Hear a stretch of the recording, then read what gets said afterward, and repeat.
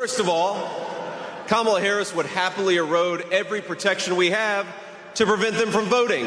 She wants to hand over control of our country to people who shouldn't be here in the first place, and we cannot let her. The Trump campaign is continuing to hammer Kamala Harris over illegal immigration, and I love to see it because I don't know about you all, but I am tired of waking up every day reading another news story about an illegal immigrant that has no business being here doing something horrible to an innocent American citizen who has every right to be here, every right to live peacefully. I mean, America already has enough crazy people in it. We don't need crazies coming from all over the world flocking here so they can act crazy in our streets. And, you know, I cover the news basically for a living. I talk about a lot of true crime stories. And man, oh man, it's like every other day you're hearing about, oh, this lady was found in a river somewhere. This kid got kidnapped. This woman got brutally R-worded. And it's just so overwhelming because, don't get me wrong, as I said, we got plenty of homegrown crazies, homegrown evil people. But it makes it that much worse when you read a story and you know that the person who committed this heinous crime should have never been here in the first place. And you know, Donald Trump took a lot of heat years ago when he said they're not sending their best. But it's true. More often than not, people who are more successful, people who are living good lives, they stay put. A lot of people are fleeing here, and they're not necessarily fleeing here because their countries are horrible.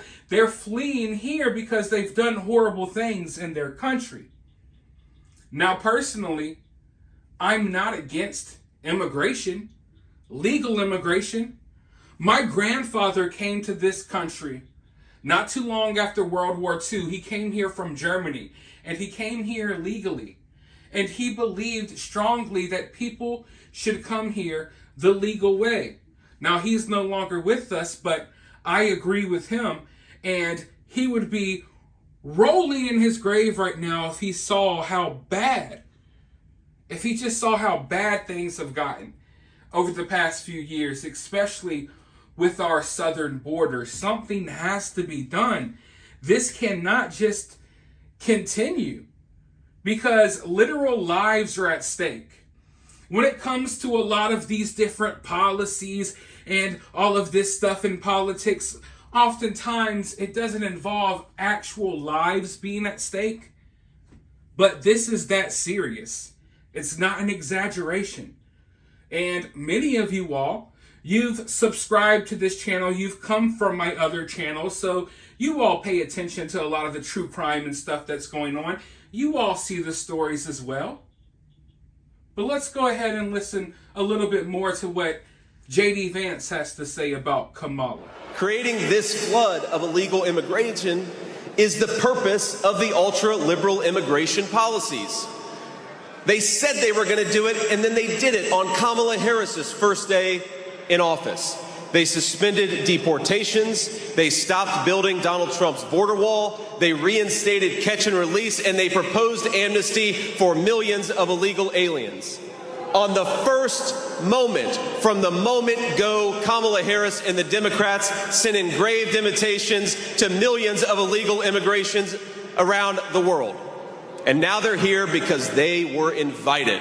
They were invited by our own border czar. Can you believe it? Now, the chief of Border Patrol was appointed over a year ago, but border czar Kamala Harris hasn't even spoken a single word to him.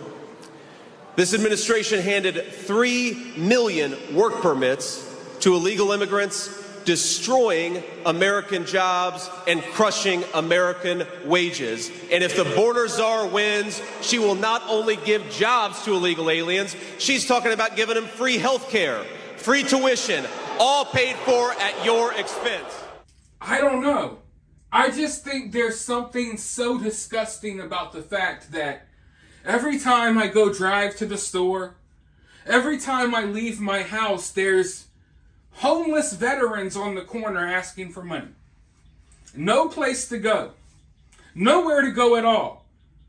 Fought for our country. A lot of them have mental health issues now because of the stuff they've seen, and they are not getting the proper help they need.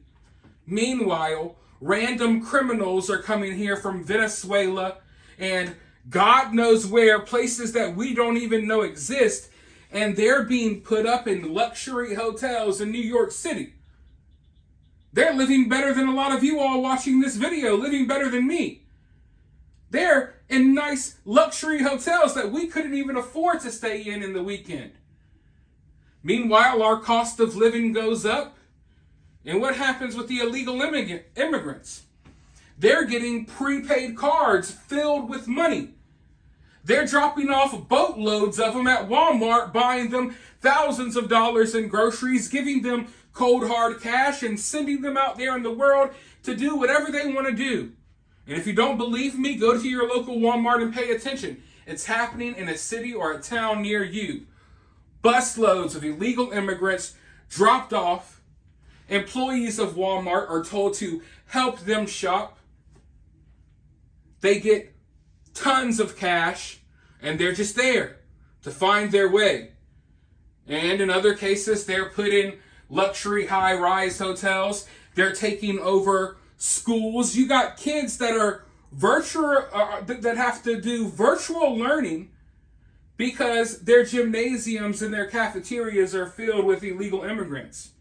You're paying hundreds and thousands of dollars to fly on these airlines, and your airports are filled with illegal immigrants because they're housing them in the airports. It's just gotten too crazy. And we can't keep this it's unsustainable. I mean, it's not going to end well. And it's already going horribly.